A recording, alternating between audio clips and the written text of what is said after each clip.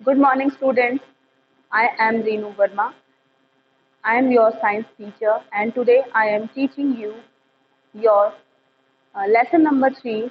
इसका नाम है रेशों से वस्त्रों तक। ये कक्षा 6 का पाठ है और इस विषय के अंतर्गत हम इस पाठ के 2 वीडियो पहले अपलोड कर चुके हैं। आज के इस थर्ड वीडियो में हम कुछ और चर्चा करने वाले हैं और इसमें हम बात करेंगे धागों से वस्त्रों की बुनने के बारे में।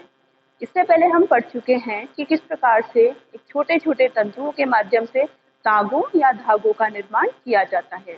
आज हम पढ़ेंगे या सीखेंगे तागों से वस्त्रों के निर्माण की पूरी प्रक्रिया को। तागों से वस्त्रों के निर्माण की इस पूरी प्रक्रिया को हम बुनाई या वीविंग के नाम से जानते हैं। बुनाई यानी कि धागों को आपस में मिला करके उसे बुनना।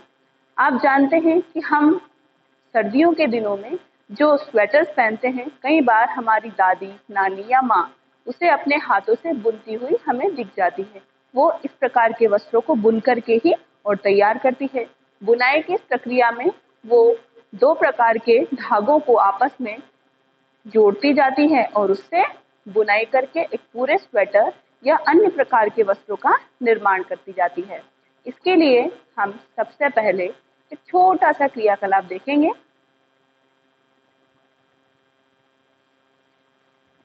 इसके लिए हमें ये 2 प्रकार के कागज लेने हैं। एक कागज हमने सीधा काटा हुआ है 1-1 इंच के गैप में और एक कागज काटा हुआ है इस प्रकार से 1-1 इंच के गैप में। दोनों कागजों को आपस में मैंने एक स्टेपलर के माध्यम से जोड़ा गया है। ठीक है, तो इस प्रकार से ये कागज तैयार होता है। जब हम पीछे वाले एक कागज को उठा करके इस प्रकार से पट्टियों को व्यवस्थित करके एक के बाद एक इस प्रकार से रखते जाते हैं, तब हम देखते हैं कागजों का जो ये पैटर्न है ये इस प्रकार से तैयार हो जाता है। तो इस प्रकार से ये जो पैटर्न तैयार हुआ, तो अब आप देख सकते हैं इस प्रकार से 2 रंग आपस में बुन जाते हैं। जो कपड़ों की बुनाई होती है वो भी इसी प्रकार से संभव होती है। एक बार और हम यदि इस प्रक्रिया को देखें तो बुनाई को करना कितना आसान सा प्रतीत होता है। एक कागज ऊपर रखते हुए एक कागज को अंदर रखेंगे और इस प्रकार से बुनाई की ये पूरी प्रक्रिया कंप्लीट हो जाती है। एक बड़ा ही सुंदर सा पैटर्न इस प्रकार के 2 रंगीन कागजों के कारण आपको दिखाई देता है। तो जिस प्रकार से इस कागज के माध्यम से हमने 2 रंगों को आपस में बुना, इसी प्रकार से वस्त्रों को भी बुना जाता है। इस प्रक्रिया को हम बुनाई के नाम से जानते हैं और इसके अतिरिक्त इसे हम कह सकते हैं वीविंग। इस बुनाई की प्रक्रिया के लिए हम करघे या मशीनों का इस्तेमाल करते हैं। हम हाथ करघा या चरखा हम जानते होंगे, इसका हम प्रयोग करते हैं। करघों के माध्यम से 2 या 2 से अधिक प्रकार की रेशों को बुन करके और वस्त्रों को इसी प्रकार से तैयार किया जाता है। आगे बढ़ते हैं। टॉपिक है वस्त्रों का इतिहास। हम जानते हैं कि पहले जो मनुष्य था वो आदिवासी स्वभाव का था, वह वनवासी था, वह जंगलों में रहता था, आदिम प्राणी था और उसके पास पहनने के लिए कोई वस्त्र नहीं था। उस समय वो वृक्षों की छाल, जिसे हम वल्क कहते हैं, या फिर पेड़ों के जो बड़े पत्ते होते हैं उसी को अपने वस्त्रों के रूप में इस्तेमाल करता था।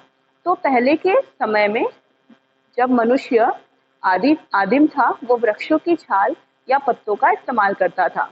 इसके पश्चात वह कुछ जानवरों की छालों को निकाल करके उसकी खाल से बने हुए वस्त्रों को पहनने लगा। इसके पश्चात जब घास की उसने खोज की, तो घास के छोटे छोटे तंतुओं को इसी प्रकार से बुन करके और वो वस्त्रों को निर्मित करने लगा। एक प्रकार से फ्लैक्स और रुई की खोज उस समय हो गई और इसी प्रकार से जब जिस प्रकार से हम धागों को निर्मित करते हैं उसी प्रकार से ये धागों को निर्मित करने लगा और वस्त्रों को बनाने लगा। इसके पश्चात सुई का आविष्कार हुआ। सुई के आविष्कार के बाद 2 अलग अलग प्रकार को जोड़ करके और फिर वो वर्तमान समय में हम आधुनिक प्रकार के वस्त्रों का निर्माण करने लगे। इस प्रकार से वस्त्रों के निर्माण की यह पूरी प्रक्रिया एक लंबे प्रक्रम के माध्यम से संपन्न हुई और वर्तमान में हम आधुनिक रूप में हम अनेक प्रकार के वस्त्रों का इस्तेमाल करते हैं। पहले हम जो कॉटन के वस्त्र हैं, सूती वस्त्रों का हम उपयोग ज़्यादा करते थे, खादी का इस्तेमाल ज़्यादा करते थे, लेकिन वर्तमान में रेशम, सूती, नायलॉन, पॉलिएस्टर इत्यादि प्रकार के रेशों से बने हुए वस्त्रों को पहनते हैं। तो इस प्रकार से ये पाठ आपको रेशों से वस्त्रों तक की पूरी कहानी को बताता है। आशा करते हैं आपको ये समझ में आ गया होगा। धन्यवाद।